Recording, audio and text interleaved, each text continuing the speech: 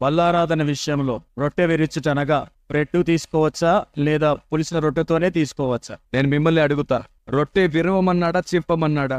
మరి విరవాలంటే ఎలా ఉండాలి? అది విరవాలంటే కొంచెం లావుగా ఉండాలి కదా. చపాతీ లాగుంటే చించాల్సి వస్తుంది. రెండోది, పులియని పిండి పొంగని రొట్టె అన్నాడు. పులియకూడదు అంటే అది బ్రెడ్ అవ్వకూడదు, పొంగకూడదు అంటే అది చపాతీ అవ్వకూడదు. సో కొంచెం లావుగా. మీకు అరిసెలు తెలుసా? చపాతీని ఒక 6 చపాతీలు కలిపితే ఎంత లావు అవుతుంది? అంత పెద్ద రొట్టెను చేసి చిన్న మంట పైన ఒంట్లు దగ్గర పెట్టుకొని పొంగకుండా కాలిస్తే దాన్ని విరుచుకోవచ్చు మనం. రీసెంట్ గానే యూట్యూబ్ లో WCM సెబీ క్రిస్మస్ అని ఒక వీడియో పెట్టాం. దాంట్లో నేను రొట్టె విరవడాన్ని చూశారు.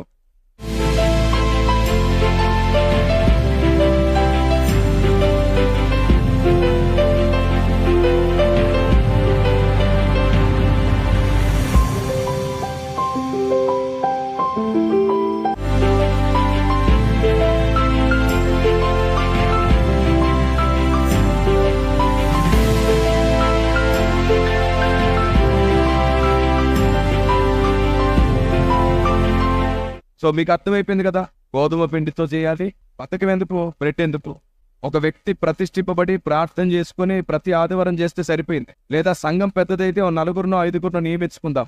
ఆనాడు పరిచారకులు, యాజకులు, పరిచారకులు నియమించేవారు. అలాగే నియమిద్దాం. వాళ్ళు ఉదయమే లేచి చక్కగా స్నానం చేసుకుని అందరి కోసం ప్రభు శరీరాన్ని, రక్తాన్ని సిద్ధపరచడానికి వారు ప్రతిష్ఠించబడతారు ప్రత్యేకంగా. ఎందుకో బేకరీలోకి వెళ్ళి తెచ్చుకోవాలి మనం? వద్దు.